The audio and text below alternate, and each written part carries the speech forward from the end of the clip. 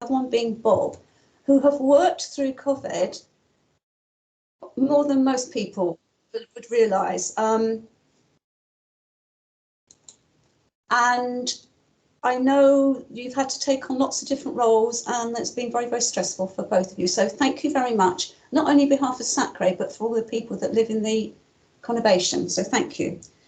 So I was going to do something about the Jewish New Year, which started last Saturday. And I was going to do a piece of information, but I decided I wanted to do something different. I'm on lots of mailings to do with Judaism, and one in particular struck me. It's written by somebody called Rabbi Sarah Luffer, and I'm just going to quote it. When a Twitter follower asked if there was any blessing for internet connections as his children began their virtual schooling, I sat down and asked myself what blessings we need at this particular school year begins. What blessings do we need, and what should we offer one another? What losses are we grieving, and what opportunities might lie ahead? And how might we find and create connection, meaning and blessings in a year that is, we pray, unlike any other? Our liturgy each month is introduced with a blessing. The prayer for Rosh Chodesh, which means new moon, is a prayer of supplication, expressing our hopes that the month reawaken within us joy and blessing, praying for a life of success and sustenance, a life in which our worthy aspirations would be fulfilled in that spirit. And this is what she has written as the blessing for this new school year. All beginnings are difficult, our rabbis teach. Starting anew is always a challenge. As humans, we crave familiarity and routine, but this year, these words ring ever more true as we, parents, teachers, administrators, staff, and students and members of SACRE face a school year filled with unknowns. So this is my prayer for the start of a pandemic school year. Mishabeach Duchatorenu, a prayer for healing. May the one who blessed the generations before bless us, students, parents, teachers, administrators, and staff, as we begin this strange year. May we be blessed with fast internet connections and access to functional technology. May we be blessed with fast friendships and well-earned learning. May we be blessed with muscle memory for curiosity and collaboration. May we be blessed with muscle memory for compassion and cooperation. May we be blessed with excitement over seeing familiar faces and reconnecting with friends. May we be blessed with the excitement over meeting new friends and teachers. May we be blessed with patience for slow internet speeds and frozen Zoom screens and frozen Team screens. May we be blessed with patience for teachers, friends and parents, learning new technologies and new concepts. Above all, may we be blessed with the ability to make connections and community, growing as teachers and learners, no matter whatever our role or title. Thank you. So I'm just going to close the door. I just thought that was so appropriate for what we're going through at the moment, and I wanted to share it with you. Thank you very much, everybody. And at the end, we'll be asking for a volunteer for the next SACRE meeting for a reflection. Thank you.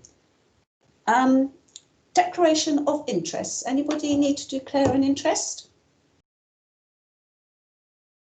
No? So minutes of the formal meeting on the 5th of March 2020 and notes of the informal meeting on the 29th of June. Is it possible to share them on a screen, Bob, or not?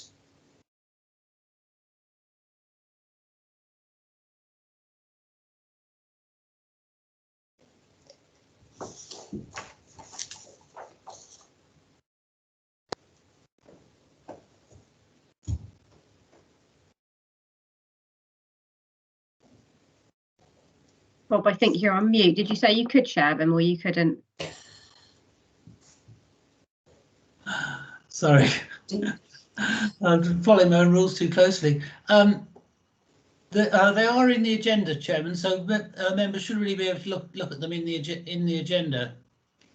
It depends what technology they're using. I'm only using my iPhone at the moment.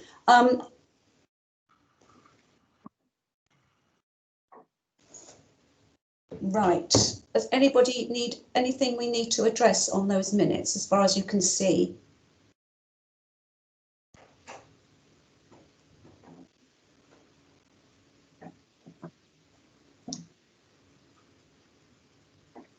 And I think that any matters arising, we actually dealt with at the informal meeting, and there weren't that many anyway.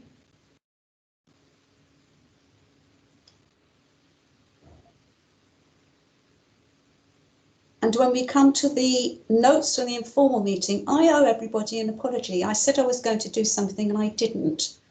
I just think with no fixed pattern to the day, you think, oh, I'll do it again, I'll do it tomorrow, I'll do it tomorrow. I was going to get together a working party to look at the websites of our schools to see about their RE provision.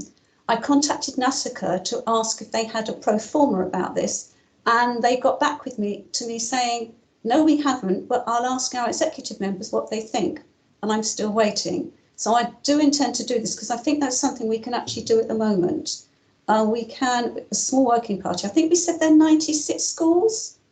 We could just look at, once we know what we're looking for, just go through their websites and check whether they're actually keeping what they should on their information. And if they're not, we can actually address them and say, you need to do this. Dave, do you want to add anything on that?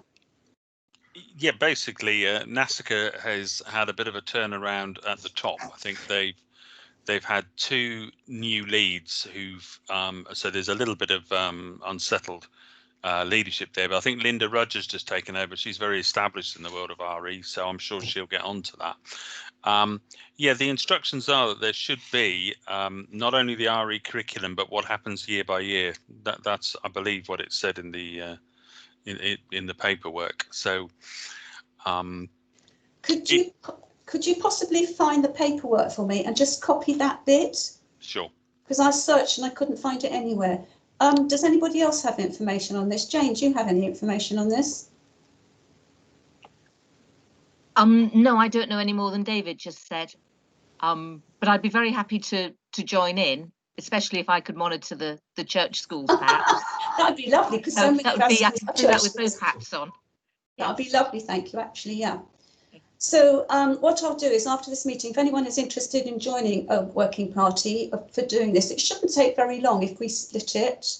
That would be really good. At least it's something we can do for monitoring. So I do apologise for not doing that. I do normally do what I say I'm going to do, but once I didn't.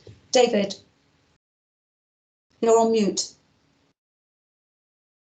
Can't hear you. A blessed relief for all. Thank you.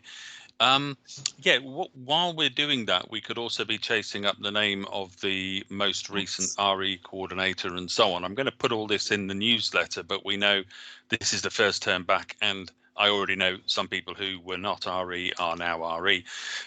So yeah, that will give us another reason for reaching out. Yeah, good idea. Anybody else want to add anything on that?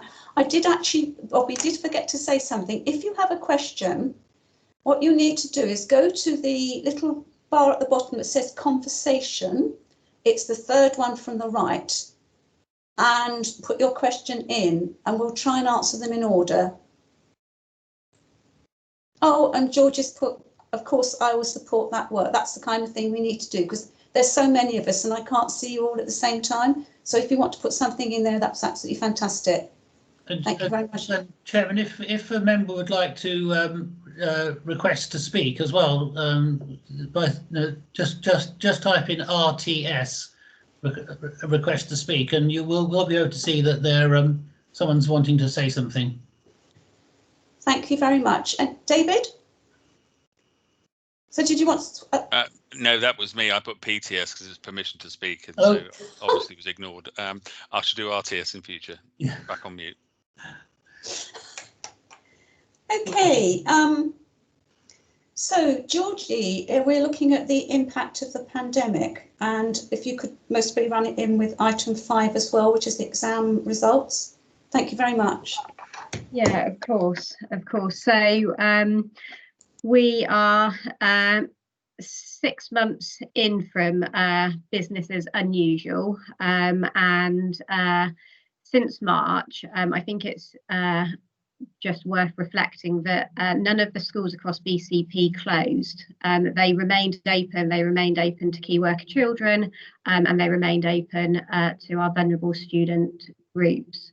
The schools across BCP have been working incredibly hard to deliver a blended learning offer, whether that's for children that are going into the school buildings or are working from home. And we've obviously had a bit of a pause for breath over the summer holidays, and I will just talk you through some of the exam results in a second.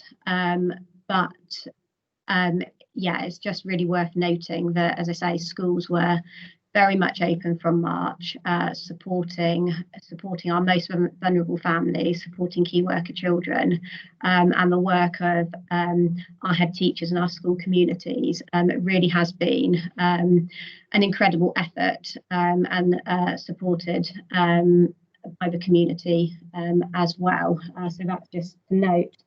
I think Linda's opening reflection was really very apt, because what we're moving to now is a year of the unknown, and schools have opened for September, and you would have probably picked up that some small groups of children and some staff have very quickly had to go back home and go back to an online learning offer.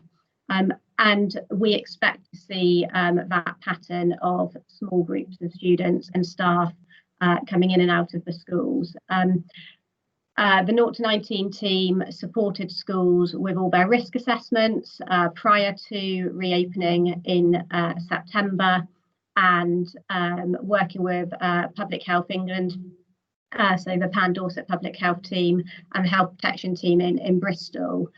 We've been working really closely to support head teachers and making sure that schools are functioning, and that head teachers have support, etc., at this time. But it is a time of great anxiety across the school system. We don't know what the next day will bring, and so the support of the community, the support of SACRE in that work, whether it is looking at what's happening online, etc., is really valuable, and I think it is valued by our school communities. Thinking ahead to what the year looks like, we still have lots of unanswered questions. At the moment, we are waiting to see what the exam series will look like for 2021. That's out to consultation. The DFE really want it to be business as usual, but we need to be mindful that there will be gaps in content, and the exam content might change, and really supporting staff, whether that's RE staff, maths staff, etc., whoever it might be, thinking about how there may be a change in that offer going forward. So we're looking with family inclusion services around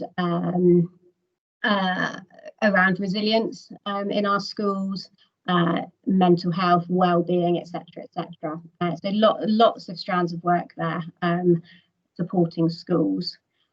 So I'll pause initially, because that's a bit of an overview, I suppose a COVID overview of where we are, before perhaps I talk a little bit more about exams. But I'm happy to take questions or make comments if there's further things that you would find helpful, Linda, at this stage.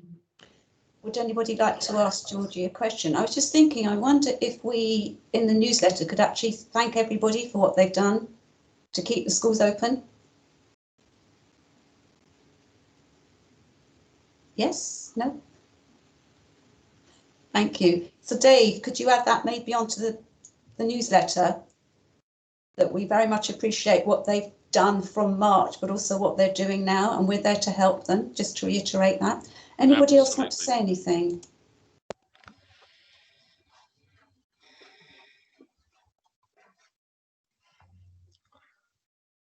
No? Okay, Georgie, do you want to carry on then? Yeah, so what we would usually do, we do this a little bit later on in the year when we had validated data that comes in, is we talk a little bit about exam results. We won't have performance measures with regard to data and exams this year because they're not being published nationally. But I thought it might be useful because this will potentially impact on students, young people that are sitting exams into the summer, just reflecting a little bit on what happened between March and the summer, and just thinking about how that might impact going forward. I'm going to try and share my screen. So I'm going to just hopefully you'll see what you need to see. So Linda, shout if you can't see a presentation in 2 seconds, but hopefully this will work. I'm going to go like that. Oh. No, hang on 2 seconds. I need to share my screen first.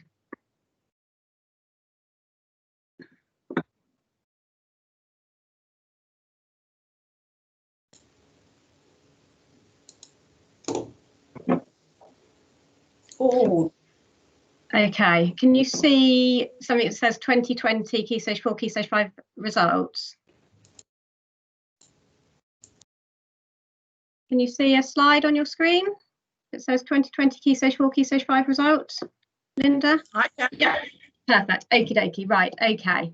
So this just talks us through a little bit about the timeline, what happened with exam results this year, and then things to think about as we go forward. And thanks to John Sprackland, who is our education data and performance analyst, who worked with me when we're looking at data across BCP. So this is just a reminder of the context of our schools in BCP.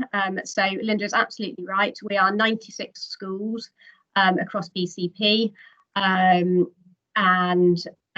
within that there are 27 secondary schools when we're thinking about GCSE results, A-level results, BTEC vocational qualifications. There were 3,630 Year 11 students on roll in BCP schools during academic year 2019-2020. So that obviously is the amount of students that were impacted by the exams just locally to us. 16 sixth forms, including 2 special schools, and 3,499 students in post-16 provision. 40% of our post-16 cohort attend settings including Bournemouth and Poole College, and then go out to colleges including Brockenhurst College, Kingston Moor, Sparshalt, etc. So not all of our young people study within the conurbation. Some young people at post-16 travel beyond the conurbation. We've got one just in the 27 secondary schools, just to remember, we've got one middle school which is deemed secondary. So if we just think about where we are, what's happened with exams this year,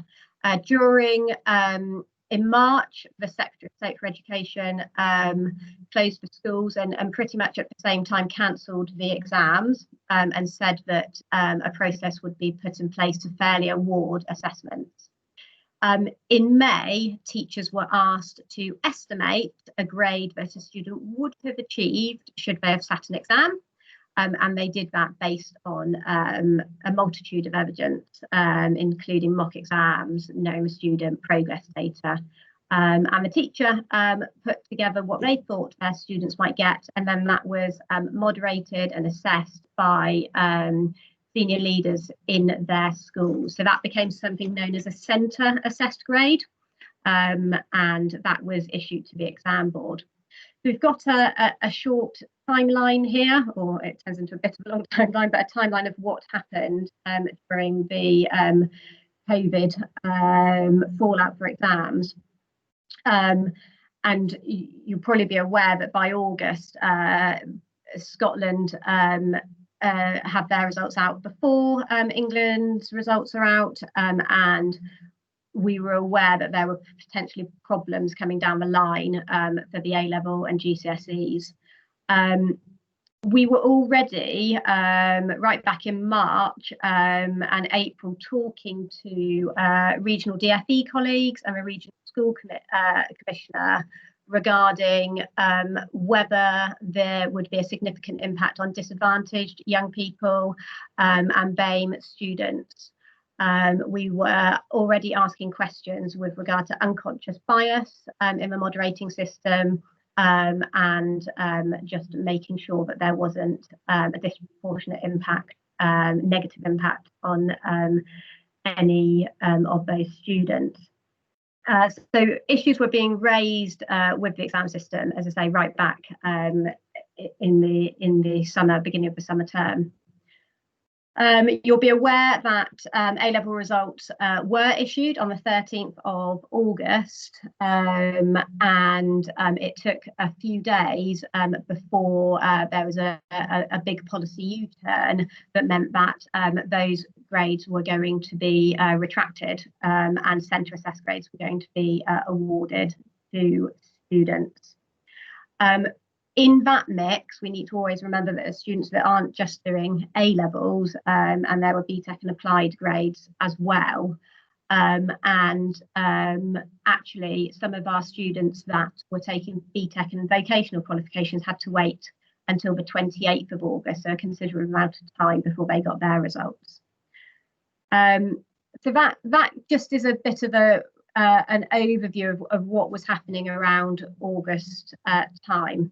Now, none of this is performance data. This is very much, it just gives you a bit of an idea about what was happening across BCP at this time, because when we had the initial data that was issued with the A-levels, actually what was issued would be pretty standard for a normal year. So you can see that the percentage of entries A star to A was 27%. In 2019, it's 29% in 2020 based on the algorithm. So broadly, you could say the system works, everything's fine, it's done the job it needs to do. However, when we spoke to teaching staff, head teachers, although the picture across BCP looked okay, at a school level, we were aware that some schools were moderated down considerably from their centre assessed grades. And you can see this picture from this slide. So you can see on the left-hand column where it says minimum, that in some schools, no grades, A-level grades, were moderated down. So some schools, they put their grades in, and the grades came back and they were in line with the centre assessed grades. Other schools reported that they had up to 62.6% of their grades moderated down in the worst case. And this often impacted on students that were expecting to get the higher grades, so A star to B grades. An interesting note from BCP's perspective is actually a number of our grammar schools were particularly hard hit by the algorithm. And so although across the country, the story being reported was that it was FE colleges in particular, bigger sixth form centres, etc., that had been disadvantaged by the grading. Actually at BCP, some of our schools with some of our more disadvantaged cohorts actually didn't have a significant impact based on the algorithm. So each school had a very different story to tell, and I think that's why I just wanted to highlight it today, to just give a picture that it was it was very messy. It wasn't straightforward, and so there's no neat conclusion to tell, really. Just basically that it really made a complicated system even more complicated, I suppose. So what does that mean for RE, and what can we therefore think about for religious studies going forward this year, and what kind of key lines might we draw out of that? You might recollect that I've talked a little bit about the ALPS project in the past, which is a commissioned project using a Key Stage 5 data set. So Key Stage 5 is our A-level post-16 subject areas. And our ALPS project gives us information including subjects students are taking. It gives us information about what grades students have got, and it gives us information with regard to progress students are making. So we can draw out a number of stories from our ALPS project. So our three most popular subjects at A-level for 2019-2020 were maths, psychology and biology.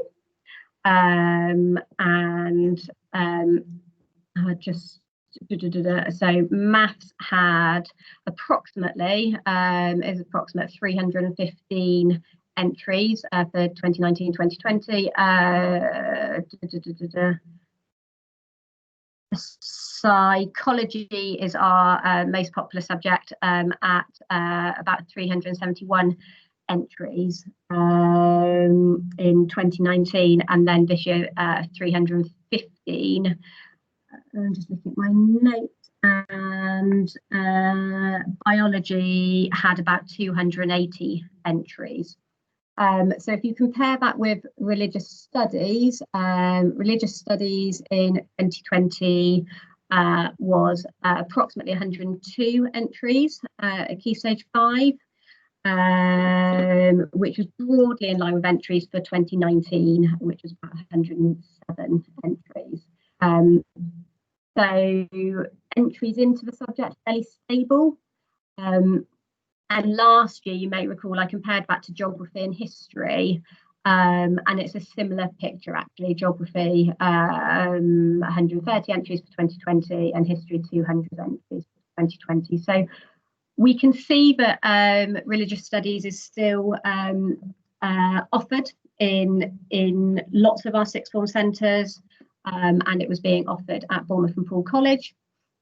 So there is a good opportunity to study RE at Key Stage 5 across most of our centres, which is good news.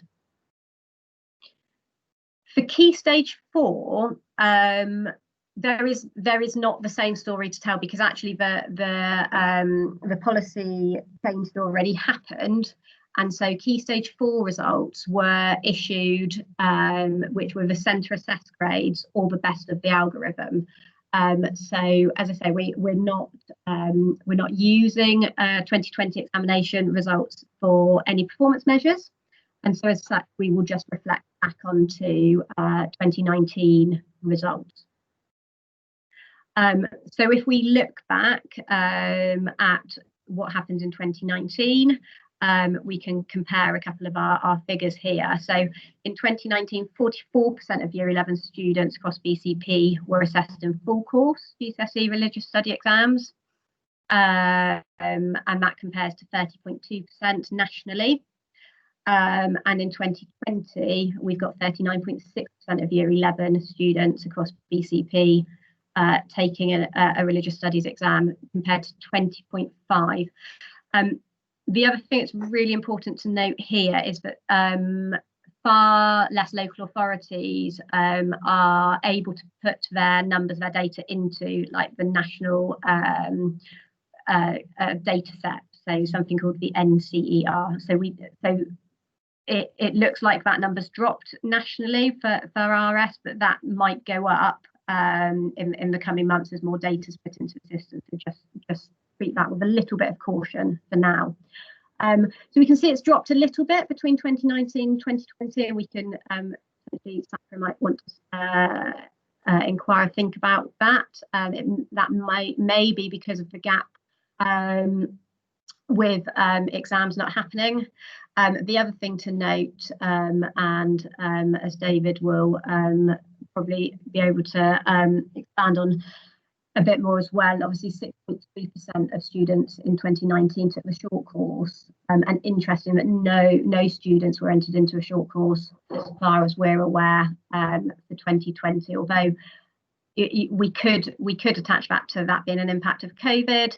It might have been something that would have happened anyway because of the change of emphasis in it not becoming a performance measure. So short course doesn't fit within performance measures. So as I say, for performance measures, we'll be using 2019 attainment and progress data. And if we look at that, then actually entries into subjects and attainment outcomes were better than national. So we were in a good place last year, and so that's our starting point for this year. Has COVID had a disproportionate effect on RS as a subject area? Question. And if so, how can we support schools to close content and knowledge gaps? Interestingly, schools have done some really excellent assemblies, online assemblies, that's continued to engage their communities through lockdown. So there would have been a great deal of learning that took place, and I know school communities really enjoyed that way of learning. So some positives to have there as well. BCP educational priorities. So these are the key areas we're looking at within our school improvement team. So governance, reading and oracy. And we're really mindful that children have spent a long time, as we're doing this evening, sat on laptops. And so there is some concern about the ability for young people to get back into exam halls potentially and write for a long period of time where they've been used to typing, etc.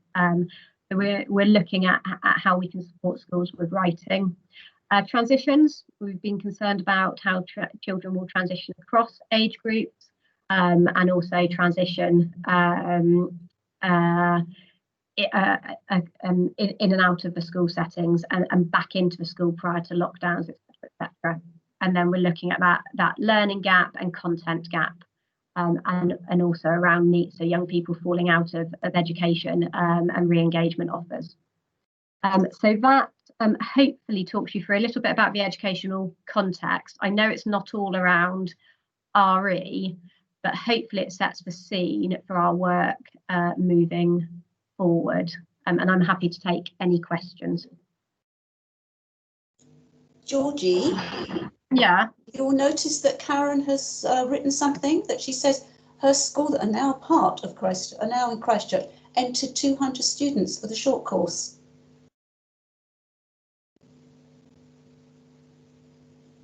Hello? I'm just...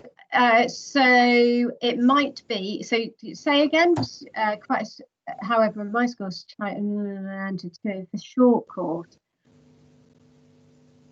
which we might have to have an offline conversation. As I say, some of that data is provisional, so we need to look at that, but that hasn't come in on the reporting as yet. Which school is that?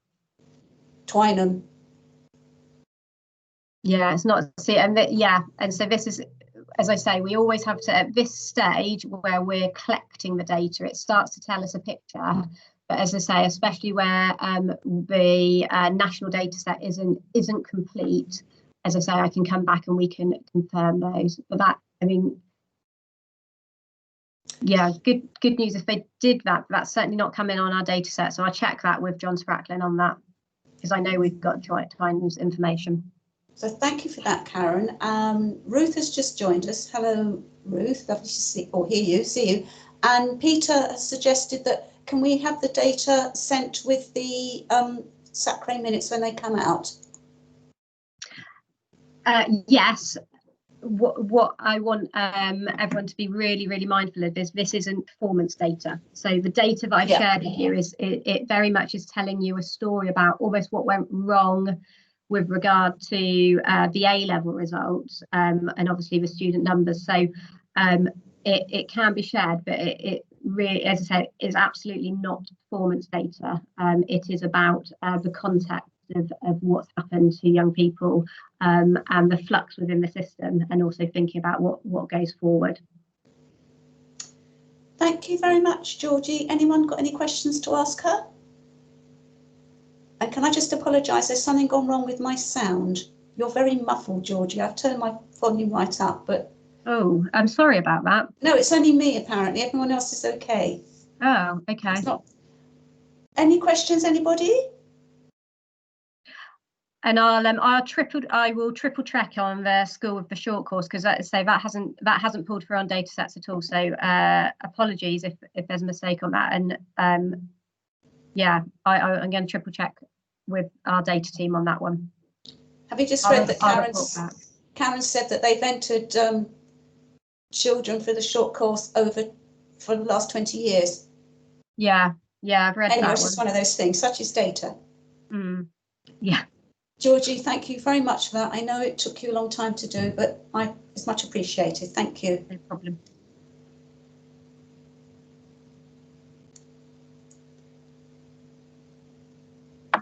Okay, we're now on to the action plan, which is David. We're waiting for now, please. I've just unmuted myself, and I think we've still got Georgie's screen on. Or yeah, we have. Okay, no problem.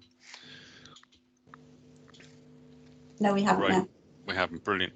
Hopefully everyone's seen it. If not, we could have tried to put it up on the screen. It looks very similar to the usual ones in the sense that the same things that we have to have on. You know, we have the mixture of things that we have to do and the things that we'd like to do. I think the difference this time with the action plan is that a couple of things might need to be inserted to basically echo some of the things that Georgie's been saying about the lockdown situation. And of course, we know that it is possible that it might happen again, even though I think schools will be the last thing to close. It's possible. But under the things that we have to do, we have the core business of filling membership, which is always ongoing, and it's great that we're core it again today. But obviously, we're still on the look to make sure that our faith communities are represented, and also that there's substitutes and backups should we have a situation where someone can't attend. We have the meetings, we have the annual report, which I will start this term. Usually I bring it to the this term's meeting, but we usually have it in towards the end of November. So it's I'm actually going to be starting in the next week or so. So that will be sent round as a draft, and I'll be obviously talking to Linda and Georgie first about Linda will need to do the forward, Georgie about just some of the things that have happened, and then we'll let SACRE have a look before it goes off to SACRE in December. And you'll have the chance to look at it and feed information and ask for clarification on things before it does go. The subscription to SACRE, which we still do. Representation at the annual conference, which was postponed last year, and is being rolled over until May 2021 in London. Of course, you know, that's still provisional at the moment, but they are intending for that to happen, and the year after that will be in Birmingham. Of course, it's entirely possible that these might become virtual conferences, as lots of RE conferences are now going virtual, and seems to be run really easily with breakout rooms and things available through a lot of these platforms. So I would imagine that they will run. It just might not be a physical thing. And reviewing the action plan like we do. So these are the things that we have to do, and we do every time. The second category, of course, is supporting teachers, and providing the teachers, the RE Teachers and Leaders Conference was something I think is in a separate agenda item later on. I actually can't see both, but on my screen. That was it was being sorted when obviously we had to pull, and the idea will be that will go again next summer, all being well. So We still have Laura Harris, our NATRE regional ambassador, who is keen to link with us. She has some money that she wanted to spend with us, with our area for this for teachers. I've been in touch with her. I'm waiting for a reply as to whether they still have that pot of money available. I would think they will have, because it's not been spent. Other things we're looking to do to make connections with leaders. We still have an ongoing situation with trying to connect people within our area, teachers within our area, in one format.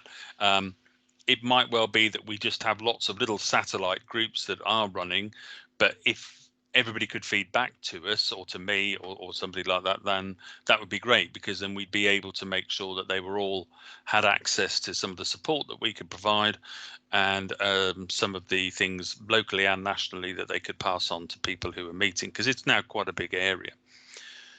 To distribute a termly newsletter, we decided on that at the last meeting. So I'm actually putting together a newsletter now, and I will be sending that out in the next week or so, because I think now we're in sort of third, fourth week. The first few weeks, I don't think teachers would have had a great deal of opportunity to do anything other than what they have to do. And it's entirely possible that might still be the case, but hopefully a friendly newsletter with lots of advice and freebies in it will go down quite well. So I'm putting that together, and I'll sort of send drafts out to people as well. We were also looking at subject leader training sessions. That hasn't been organised yet, but that could be something we do virtually as twilights or something. We just need to have a little bit of a think about how that fits in, and make sure we don't try and saturate teachers' time at this time where they need a bit of support, but also the ability to just try and make sense of a difficult situation. So the action plan is there. You should have it. If not, we can get that sent out to you again. And there are a couple of things that when talking to Georgie, we said we might look to add in, one of which is a CPD opportunity called Strictly RE, which runs every January, at the end of January. It's usually a big physical event in London. There were over 350, I think, teachers there last year. It was an extraordinary event. But this year it's going to be Strictly RE at home, 4 keynotes, 24 different seminar workshops on a wide range of fascinating topics across all key stages. Was talking to Georgie and Linda yesterday about the possibility of some of our funding maybe being used to encourage some teachers to go, or a couple, or a couple of us, or something like that. So it's just something for us to think about.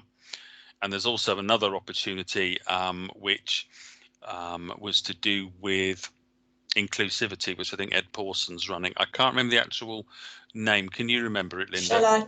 Yes, it was something that's happening on Tuesday, and It is Equality and Unconscious Bias. That's the one, unconscious bias. It's being run by Ed of the Diocese of Exeter, and it is £30 per school. So I emailed him as soon as I saw it, saying, can we go as a BCP SACRE and spend £30, and the anyone who's a teacher who is actually on SACRE could join us as well? And the answer came back, yes. So I will take names, or if you want to, if you're a teaching member and you would like to go, can you just put a message in the message box, and I can send that off and get it paid for. So it's next Tuesday, the 29th. Is it the 29th?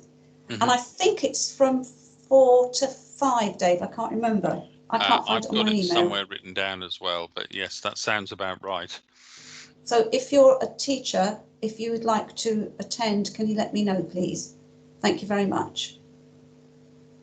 The other thing, Dave, you were going to ask people for the newsletters, if there's anything interesting happening in their own community. Absolutely, thank you for that. Yes, with the newsletter, it is a SACRE one, so we're very keen for SACRE to suggest things to go in it. So there might be some things that are happening within the community, faith community, or anything we think RE teachers or RE students would benefit from knowing about. Please let me know, sort of send things directly through to myself, and I will make sure it goes in. So I am, as I say, hoping to get this out in the next week or so. So if you do think of anything or have anything that's going to be coming between now and say the end of November, because we're hopefully going to aim to get another one out as well, then please do send me stuff through with sort of upcoming events. People would like to know that sort of thing. Thank you. Does anybody want to ask Dave anything?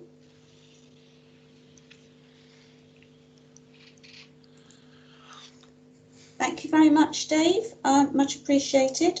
Thanks. And we're now going on to item 6. No, we're not. We're going on to item 7, which is equality and diversity. And I'm very pleased to say that Sam has agreed to join us, and he's going to talk to us about the authorities' view on equality and diversity. And then after he's done that, Louise from Deed, who I've worked with quite a lot in the last year, is going to be talking to us about how Deed can actually support our teachers with this interesting project. So, Sam, up to you. Okay. Good evening, everyone, and thank you, Linda. First of all, thank you for the invitation. I thought it'd be helpful, and I think Georgie was the first one who spoke to me, and looking at what's been happening, and I think you started off talking about the response of Bournemouth, Christchurch and Poole Council's schools, and a great achievement that managed to stay open. But what the pandemic has shown is that, first of all, we learned that there's still a lot of ground to cover, because we know about the disproportionate impact that the pandemic's had on not just on particular communities and poor outcomes for them, but it's also highlighted the work that still remains to be done around equality. And notwithstanding that, we've also had the issues around Black Lives Matter, and we know there's been different outcomes in terms of, I think, some of the exams results. It's affected different communities. So with all that, taking all that together, where are we with equality? Well, BCP Council already set out its stall quite clearly in the corporate strategy, put the equality objectives in there. They were embedded in there. And from very early on, they stated that they wanted to become an excellent council, performing excellent on equality. And just like we wouldn't want second level achievements in education, we're also not aiming to be at second grade, if you like, around equality. So that was clearly set out. So we've got quite a comprehensive equality action plan. We've got quite a strong governance framework around equality that's headed by the Strategic Equality Leadership Group. That's chaired by the chaired by the Chief Executive and the portfolio holder, whoever that may be for equality and diversity. And it also includes both the current administration and also the lead from the other parties. So it's an all-round picture, includes officers as well. What we set out to do there, one of the first things we learned going back was that we weren't reaching all communities in terms of our response around our response to COVID-19, because that group is underpinned by 4 other groups, one being that's managed mostly by the communities team or solely by the communities team. And I'm mindful that Kathy Boston-Mamma's on the call today. And they sort of are that link between the council and the communities, and seeing how we work there and looking always to improve. So that's one of the groups. There's also other groups that sit underneath that that's supporting, and that's also one group we're looking to pull together at the moment is our staff network groups to represent the different characteristics as identified in the Equality Act to support that group. And we've also got some other corporate groups that sit under that sort of central function. So that sort of upholds the top group. What we've learned sort of from the Black Lives Matter protests and this issue of institutional racism comes to the fore again, that we were mindful that we've been reminded that our public profile is not representative of the communities we serve. So we're looking at that, but also where we would want to be in terms of where people sit in the organisation. We're not as diverse as we'd like to be. That's recognised. What's happened as a result of that is an independent Equality, Diversity, Inclusion working group, we're going to call it for now, has been put together. That consists of independent members of the community and also elected members. There are no officers on that group, and what I can share with you that the Chief Executive and myself will only operate in an advisory capacity to that group. Their first meeting is due to take place this Friday, and that has been a direct response in having some independent scrutiny with a small s. So independent, if you like, that friend, that critical friend, that's the word I'm looking for, term I'm looking for, to look at us as an organisation, see what we can do better, but also that we get to understand what is the community's perspective about what we're doing and how we do it, what is the perspective of partners, but also what's the perspective of that lived experience and people who work in the workplace. What are we doing? How can we do better? I must emphasise that the primary focus, not the only focus, is on race. And I'm going to say that straight away, because when more comms come out about the group, people may wonder why is race a focus, and that's linked back to the outcomes and the drivers behind this, the Black Lives Matter protests and the issues that have been highlighted by that, but also the disproportionate impact that the current pandemic has had on particular groups. So they're looking at all those things. So that's where we are with that. That's where we're going sort of around equality at the moment.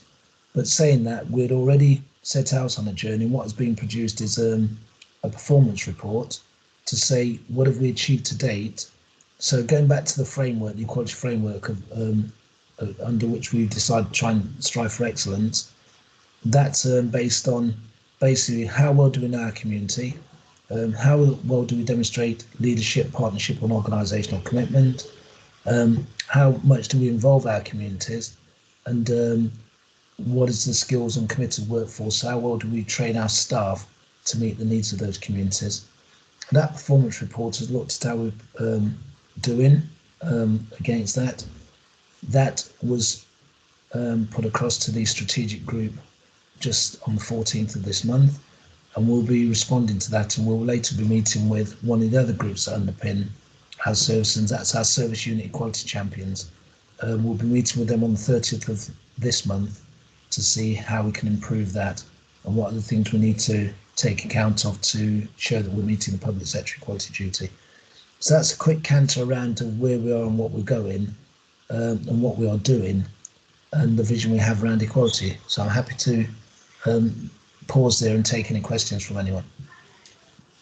Thank you so much, Sam. It's good to know what the authority, well, I know they've done things before, but obviously this has highlighted it. Can I just let you know my sound's come back so I can hear you properly? Have anyone got any questions for Sam?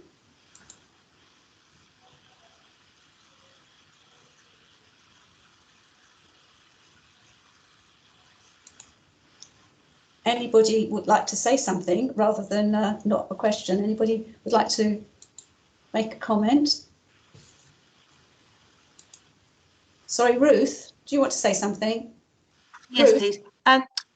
Hello, sorry, Hi. I was late to the party. I was dealing with, you know what it's like in schools at the moment. So my question to Sam, or to any of you, is with regards to BLM, I've been online quite a lot and looked at it, trying to include it in our lesson plans and that kind of thing. Is there any way, is there anything we shouldn't be touching on or that we should be touching on, or how can we incorporate it into lessons in school so children are aware of it and the best way of dealing with equality? Hopefully, Louise might be able to answer that, but I'll get Sam if you'd like to answer as well. Yeah, okay, happy to for Louise to respond as well. I think that from what I've understood so far, there's two key issues around Black Lives Matter. You often hear people say, well, all lives matter. We understand that. And I think the biggest thing around this is, like, when we say about equality, it doesn't mean other lives don't matter. It's about people understanding that, because some people feel it's a political movement. Of course, it's got political connotation, but that's not the background to it, and that's not the intention. So I think the first thing, the biggest challenge in doing that is getting people to understand the context of why the focus is there. So in terms of touching it, it's one of those things that it's, I call it a political tinderbox. I think when you deal with any particular issue around equality, and it's a focused issue for a particular group, some of the groups may feel that they're being left out. That's where the challenge is going to be, to understand why would people invest in this, because it's in everybody's interest. And I think if we look at it from our perspective, we know what straitened times we're in. We know the financial impact of responding to COVID-19. And just that it all happened at that time, we've had to also spend money in terms of looking at other things around Black Lives Matter. So I think that people may say, well, why are we doing that now when there's not much money around? And that's a challenge, really. So I don't think there's anything that you shouldn't be touching on, but I think it's very clear that if it's on the curriculum, that those answers are ready for people to say, well, why are we doing this and why are we doing this now?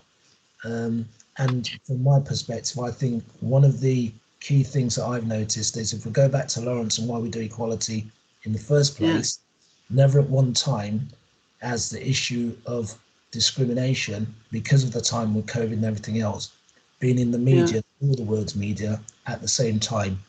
So it's been really, it's not diluted like before, it's been a high focus. And it's a real opportunity to look across the board and see how we can improve outcomes per se. And that doesn't mean looking at other things, but that's what I would say. Sorry, Louise. Can I just say, Nicola, did you want to say something? Thank you, Linda. And I really only decided to speak when you invited comments. And it really is a personal perspective rather than speaking on behalf of any group. But actually, I just wanted to support the comments that Sam has made and thank him for really being so central to taking this work forward for elected members, because it goes back to that link between it's incredibly pertinent for SACRE to understand this, but actually if elected members do not get what's going on, how on earth are we going to do a better job of speaking with our young people, talking about issues which matter to them? Yes, absolutely, this matters to everybody. The change of the vocabulary, and Sam's point about why now and why it's different, is that there is absolutely no pretending this isn't happening. I'm not suggesting that anybody has willfully done that in the past, but this is so current, it's so important, and we really need to be using some of the common language, and something that I'm really hopeful of the internal working of the council is that actually it makes it look outwardly like a more modern and more appropriate organisation, but also that the members can take that out and reflect it on behalf of our communities. I see it very much as a, well, it's not just a two-way street, is it? It's a multi-dimensional thing that we all need to play our part in. And I know it's been something that, you know, not everybody feels comfortable participating in. Let's be quite clear about that. But I think it's become much more accessible. And I really thank Sam for the way in which he's helping to make that happen. Thank you. And I agree with everything you say, so thank you very much, Nicola. It's Peter and then Rob. Peter, do you want to unmute? Yeah, I'd like to just echo the thanks that's just been given. That's fascinating, because I think in the, I don't know, 6 or 7 years I've been on SACRE, that's the first time we've had I've listened and seen a representative talking specifically about those issues. So thank you so much for that. That's a great step forward for BCP, if indeed it is a new thing. I was just interested to know from Sam, in terms of monitoring of racial incidents and bullying. I know there was, it was talked about post-Brexit that there was nationally an increase. Is that something that's being tracked in schools? Are schools reporting, and do you have any data on that? And thank you for that, Peter. That's quite timely, actually, because whilst I don't personally, I think lots of that sits with the communities, but schools from time to time would record or would ask me about it. I'm always very clear that it's something we should record and they should be recording. That's my view. But in terms of the council, at the last meeting, which, like I say, took place on the 14th, one of the things that the Strategic Equality Leadership Group asked for was an update on prejudice incidents. I know that our community safety manager, I've spoken to them today actually as well about this, they are bringing an updated report to the next meeting of the strategic group, which is due to take place on the 7th of December in relation to prejudice incidents, because what we know from what's happened when we last looked at it was post-Brexit there's been an increase. There's been an increase across all groups, so all protected characteristics, and also there's always been a spike post any terrorist incidents, so post-Manchester, post-London Bridge and so forth. And we know that there were some concerns that depending on the outcome, because we're past Brexit now, but in terms of what happens next, there's an anticipation that there may be further increases. So all of those things are on mind, and with that, that's why we was asked to bring a report. I don't see any reason, and I can find out the process, that once that report has gone to the strategic group in September, that it can't be shared amongst partners. But in terms of, to answer specific questions, no, we don't have these statistics on schools, but we do feed into Prejudice Free Dorset, which is chaired by Dorset Police, and they may have a more holistic picture of what's going on in relation to prejudice incidents, because that's a multi-agency setup, and there's community groups that feed into that as well, including, for example, Dorset Race Equality Council. So and I know that Hate Crime Awareness Week is due to come up soon. So that's where we are with that at the moment, and I hope that's helpful. Two things. Trouble about schools reporting. They don't like reporting, Sam, because it reflects badly on an Ofsted report. So we need somehow to make Ofsted think that reporting racist behaviour is not a minus, it's a definite plus. And I'm sure the teachers on there would agree with me. Can we go to Rob now, please? Thank you, Chair. Well, I was just thinking and musing on what Sam's been saying, and there is a role for SACRE, in particular for the religious members on SACRE, because this is a spiritual malaise that's sitting on our society, and these attributes that we're talking about, prejudice and ignorance, are all manifestations of this situation where intolerance is growing daily in our society. And I would just say, I can only speak for the Baha'is, but there is a statement that was produced by the Assembly in America, the National Assembly of the Baha'is, and was published in the Chicago Tribune, a full-page spread, which caused an awful lot of discussion, and it's called Forging a Path to Racial Justice, and it really sets out the Baha'i view on Black Lives Matter, but not just Black Lives Matter, but the whole of this aspect of prejudice within society, particularly racial prejudice. And I've put the link there. And it's just that if schools are looking to try and have discussions on this, then it might well be helpful to look at where many of the religious faiths have put forward statements for comparison and compare, for instance.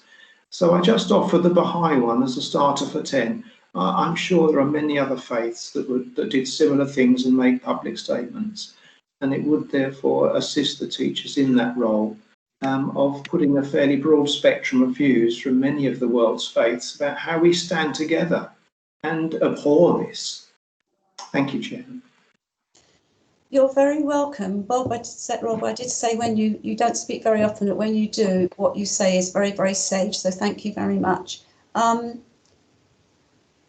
Anybody else want to say anything? Because I'm just looking at the time and I really would like to hear what Louise has got to say. Can I say something briefly, Linda?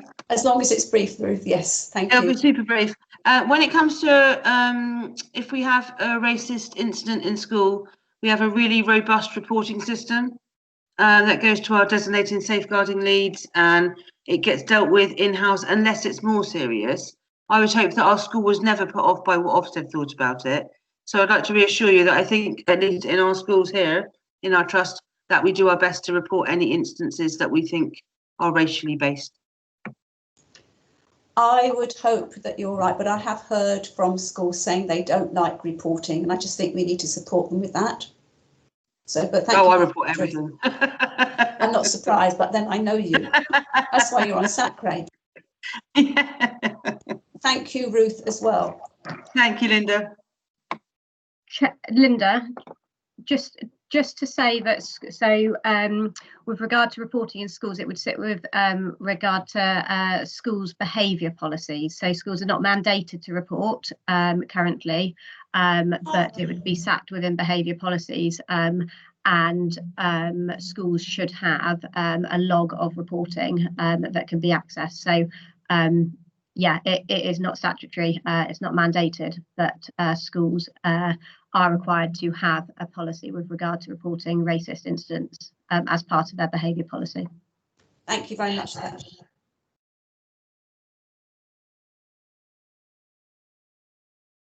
Can I now invite Louise to take the floor, please? I've now unmuted myself. Hello, can you hear me? Yes, we can, and I can see you as well. You can see me as well, brilliant. I'm Louise. I'd like to say thank you to Linda for inviting me to come to this meeting. I realise I haven't got much time, so I'll just briefly introduce some of the work we've done and some of our responses to Black Lives Matter and how we've been having different conversations with schools, not all BCP schools, some of them Dorset as well.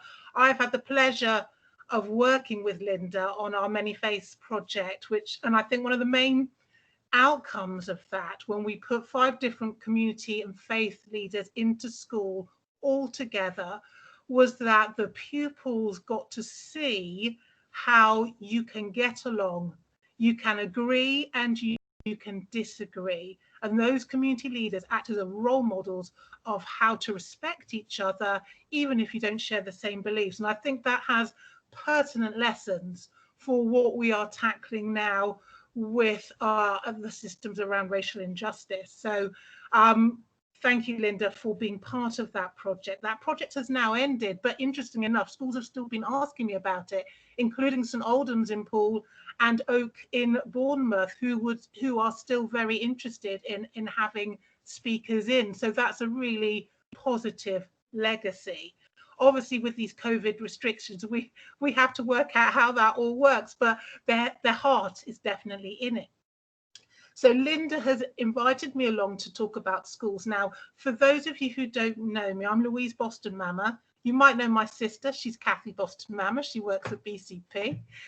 Very important lady, so be on your best behaviour. I work for Deed, and Deed is a local educational charity. We work a lot with schools in BCP and Dorset county-wide, helping teachers with the global and cultural perspectives of their curriculum. So we offer advice, we offer training, we offer workshops, we offer resources. And when Black Lives Matter sort of hit in June, Deed were, like many other businesses, we were under restrictions and we were all on furlough, but we were desperate to give some advice and guidance out to schools who we obviously knew were all open. We obviously knew were still looking after children of key workers and others who were in, so thought they might be having those conversations with them in school, as obviously what is out in the community spills into schools. So we did a newsletter, and I've shared this with Linda, so if you're interested in it, she can share it around the group. But it has some of our guiding. Louise, sorry, Louise, it has been shared. Oh, lovely. So you can see the sorts of messages we were putting out to teachers. And one of the things we've realised really about a lot of the resources and talk around Black Lives Matter and about the curriculum as teachers have been reflecting it is that we tend to look at racism through Nazi Germany and through civil rights in America. We don't tend to reflect on our own country and our own civil rights movement and our own colonial past. And that is something that seems to have come up in conversations about how we can look at our curriculum in response to Black Lives Matter. So that is something that we are going to develop looking at is those areas. And I know they're for certain schools, it's very strict about what you can cover in your curriculum. But long term, that is something that we would help and support in trying to address the balance of. So a lot of the resources are very US focused, and it can tend to make us see racism as somebody else's problem, not how we come to deal with our own history.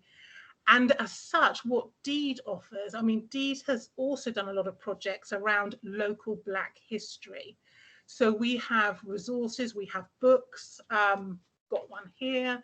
I don't know if you can see it, that's our own book, Dorset's Hidden Histories. We have exhibition material that looks at Dorset's own history from its slave trading families, from its abolitionists, from the servants and the missionaries who lived here, to the African-American GIs who came here on their way off to the D-Day landings, to the present day. So we are encouraging again schools to look at their own local Black history and to tell the stories through the role models that they find there. There are some fascinating people, and if you look through their struggles, you almost tell the story of British colonialism. You tell the story of triumph over adversity. You tell the story of the difficulties and the racism they faced and how you get over it. And it's a way of looking at Black Lives Matter through the eyes of those who have lived through Britain's past and present. So there are another thing we talk about is a lot of role models, a lot of representation, and to find out their stories, find out what they've gone through, and to find out what they're pushing for. Now, I think as one of your colleagues have already said, you know, we also promote a wider perspective on it, of the issue of tackling injustice. And I think it was from the Baha representative, that there is a wider citizenship, broader ethic, moral question about how we tackle injustice.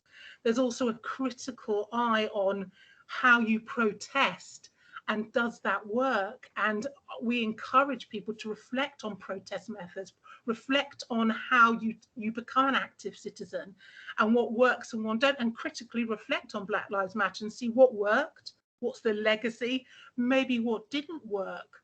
A lot of the conversation that we have, again, is around where it's different from the American impact in many ways, is around our own colonial history, around our statues, around our memorials, around questions around who we should be commemorating. And are we rewriting history, or are we making history when we change that or we question that? History is not a static thing. It's there to be questioned. It's there to evolve, and we make our own history. And Black Lives Matter is part of that. So that's another thing that we've sort of promoted in our thoughts. And there were so many images from the movement that could be used as critical, as launch pads to discussions and big questions.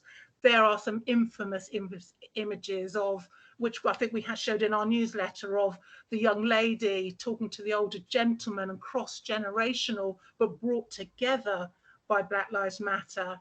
And about the security guy who carried the guy who was in the fight, and he carried him out to stop him getting beaten up. That issue, and about who are our role models, who are our heroes, who we should be talking about. So we promote that sort of conversation as well. And we've had, interestingly enough, there have been some schools who've approached us to say they want to redo their curriculum, not in BCP, I hasten to add, and they want us to come in and do talks with children as young in their first schools. And it's really made me think how actually a lot of teachers under so much pressure are still trying to play their bit. And the last thing really we sort of talk about is about being an ally, about how you can be actively anti-racist. And I know a lot of teachers who would love to spend time on this and develop what they can, and they're so limited now, and we totally understand that, but that we can point them in the right direction about certain things they can do. And one of the things they look at and are auditing are the books they have, the reading they have they got lots of role models from different backgrounds, what sort of stories are they telling, and they're trying to play their parts and looking at the sort of resources that they're using as well. So Louise, sorry, can you bring it to an end? It's really interesting, but yeah, no problem. What you're saying is so important, but thank you. There's lots. So any schools looking to develop this, we're looking to help them basically. So yeah, lovely to meet you all.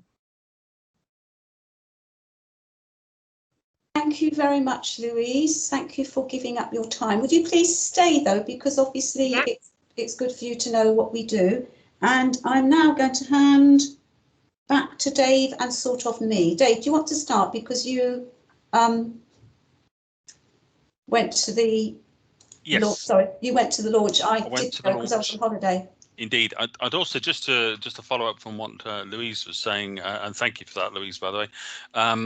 I would very much like to put a little bit of something about Deed in the newsletter that goes out, just to make sure that people are aware of what you do. So I might ask if there's a little paragraph or something you'd like inserted into our newsletter that should go out to schools. Okay, that's great. I'll contact you about that.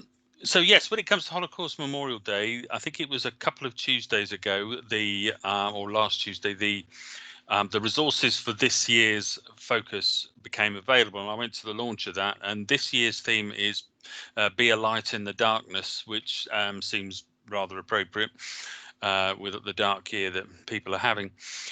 So basically, I'm going to put something about this in the newsletter as well. But every year they have a theme. Every year we have a committee nearby which Linda is on, and there are events organised. I'm sure Linda will tell you more about that in a moment.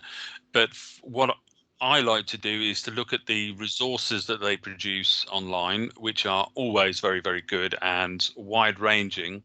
This year's no exception. If you go onto their website, there's a bit called HMD Together, and on there it gives you lots and lots of different ways in which you can have activities that either young people, schools, or otherwise can be involved in. Some are to do with creativity, some are to do with cooking, some are to do with looking at case studies and real stories, books, video clips. Very, very, very well put together, impactful and thought-provoking. And as Linda, I'm sure, will echo, although it does focus always on the Holocaust that happened in the Second World War, we are also mindful of other genocides that have happened and sadly are still going on.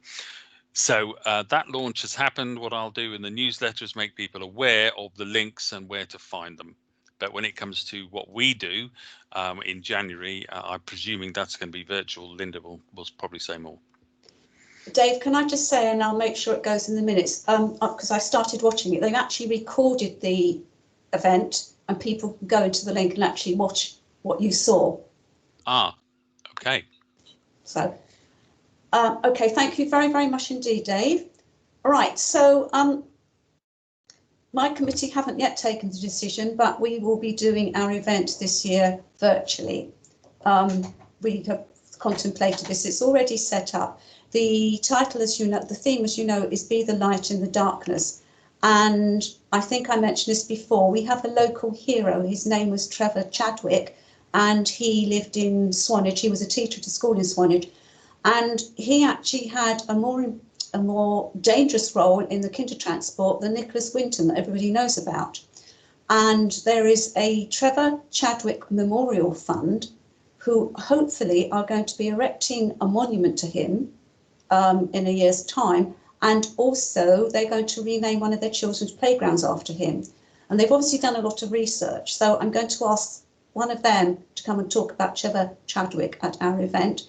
And I think I mentioned before, one of my close friends who I've known for ages came up to me a year ago and said, Linda, did you know my father was one of the first soldiers into Belsenbergen who could actually speak Yiddish? And I didn't, and they got all their testimony. So that's going to be our event for our main event, and it will be virtual. If anybody knows how to do virtual events, I would need a lot of help, please.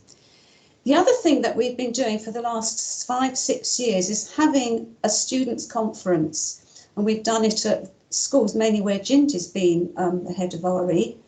We are going to do it again, we're going to do it virtually this year. It is a secondary conference, but I would try to think of something I can actually do for junior children. So Ruth, I might come to you and ask for some help, because as we're going virtual, I don't see why we cannot do more things that are very age appropriate. I mean, I have done assemblies at Bishop Alden's, as you know, and I'm sure I could do one. Lots of people actually, I mean, I know you can do an assembly, but it's good to have somebody who's Jewish actually telling their own story.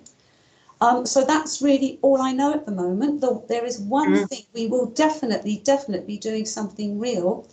The Holocaust Memorial Day is on Wednesday, the 27th of January, and we will be going down to the Holocaust Memorial Day monument in the gardens. It will only be, I don't know how many people it will be, but we will be doing a real event as well as a virtual event. Someone's just asked a question. Okay, sorry. That's really all I can tell you at the moment.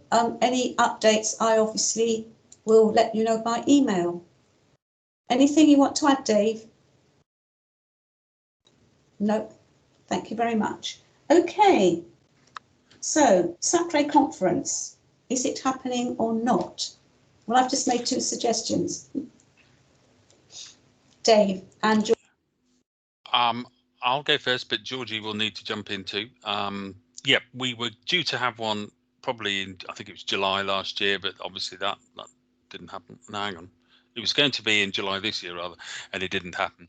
I think the idea is that we will do that at the same time next year. It hasn't been firmed yet. We're waiting to hear back from Laura, but I think Georgie was, and she'll say more, was thinking we could use Merley if we're allowed to assemble by then, but it could also be possible that we arrange something that could be done virtually, because I think it's just important we have something to put on to offer support. So it would be great if we're together, but it would be a bit of a disaster if we didn't do something. So I'd be in favour of arranging something that could work either way. So Georgie, I don't know whether you want to say any more. Yeah, no, absolutely. That yeah, it's very much a fingers crossed that we will be able to meet for an actual conference in the summer.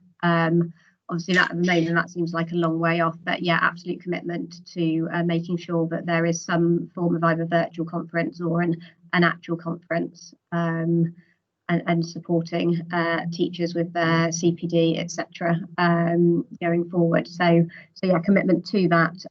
Whether we continue looking at Merley House, which is where we would have been this summer, but yeah, absolute commitment to that. Thank you very much. And I've already made a suggestion that Louise should be one of our speakers, which we obviously need approval of, but and also I actually wrote something else. I think we ought to have Sam at our next meeting. I think for the next few meetings, he ought to be with us to update us as to what's going on. Can I have, do we actually need to, can we just have a show of hands on that one, please? Bob, is that all right if we do it that way? Bob?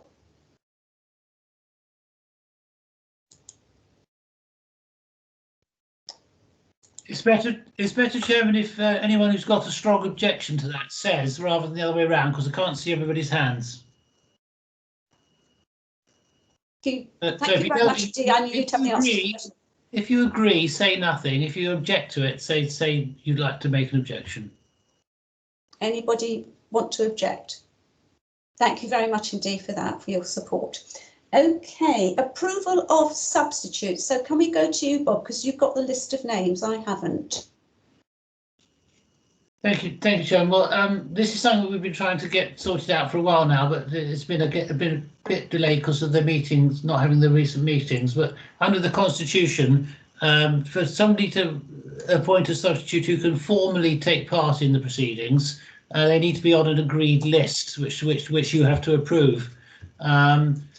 Other people can attend, as some have tonight, as observers with the discretion of the chairman, but they don't have a kind of a right to participate. So we're trying to develop this list, both for the kind of formal reasons I've said, but also just to make sure that if somebody can't come for some reason, there's someone just to to represent them here at the SACRE meetings. So I've got four names so far. Who we can put in the formal list. I've got suggestions for a lady called Debs Tendler to substitute for Linda, Peter Evans to substitute for Peter Thompson, Chris Farrow to substitute for Trevor Willis, and Catherine Silman to substitute for Sally Hawksworth. So if anyone's got any other ones they'd like to add now, please put that in, type it in the box, but otherwise we'll approve that list for now, and I'll keep asking you this as we go through the meetings.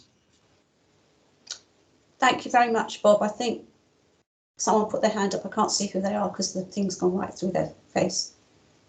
Oh, it's Jane Kelly. Thank you very much, Jane. Okay. So yes, if Jane could email that through to me. Thank you very much. So just one thing before the dates of the next meeting, strictly RE, we would like to, if possible, as Dave said, include teachers in it. It is actually for teachers rather than SACRE members. And we thought it would be a good idea, if there is money, to have the teachers who are actually on SACRE, if they are willing to give up a weekend. But I do need to say it's not just the weekend, it is actually, they're doing lots of things during the whole of the month of, that must be after January, I believe. You don't have to go to them all, though, Linda. Sorry? You don't have to go to them all. We don't have to go to them all. But what we are saying is, it's a bit of bribery, if as a teacher you'd like to attend Strictly RE, the carrot at the end of the stick is that you must do a little workshop, whether it's virtual or real, at our conference. And what we're going to ask you to do is to try and make sure we all go to different workshops. So there's going to be a lot of feedback. So if any teachers are interested, if they could let myself or Dave know, you've got our email address, and we'll see what we can do. We'll see how much money there is. And we have got your agreement on that, haven't we, Georgie? Yeah, absolutely. So as long as SACRE members are happy, we can use some of the money that we would have used for the conference in the summer to support that CPD training now. So yeah, absolutely, as long as everyone's happy with that suggestion. Thank you very much. Okay, dates for the next meeting. Bob, you have 2 suggestions, I believe. Yes, Chairman. But as you know, we have to have at least 1 meeting per term. So we're suggesting Wednesday, the 10th of March at 4 p.m. for the spring term, and Wednesday, the 16th of June at 4 p.m. for the summer term. And I've checked the Jewish calendar and I've checked the Muslim calendar. That's as far as I got. Are there any other festivals that I need to be aware of that those dates will clash with? Rob? Barty? Yes. Yeah. Okay, thank you very much indeed. Sorry, Linda, can I just ask, I actually had the 4th of March down as a meeting. Is that, have you just said the 10th? Bob's in charge of this bit. Oh, okay. Well, I think David, we had a range of dates, and we've canvassed within BCP and other places, and those were the ones that were. It was that 10th of March was the one that was most acceptable. Okay. And what was the other one, please? The 16th of June. Oh, crikey, that's the week after. Sorry about this. Yep, okay. The one on the 16th, Dave, will have to be a sort of planning meeting for the conference, won't it? We'll know by then what the position will be. Oh, yeah.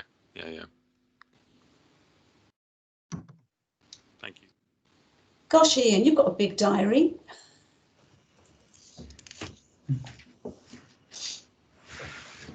Right, anybody else would like to say anything? Dave, you put RTS. Oh, no, that was just about the dates. I'm Okay. done.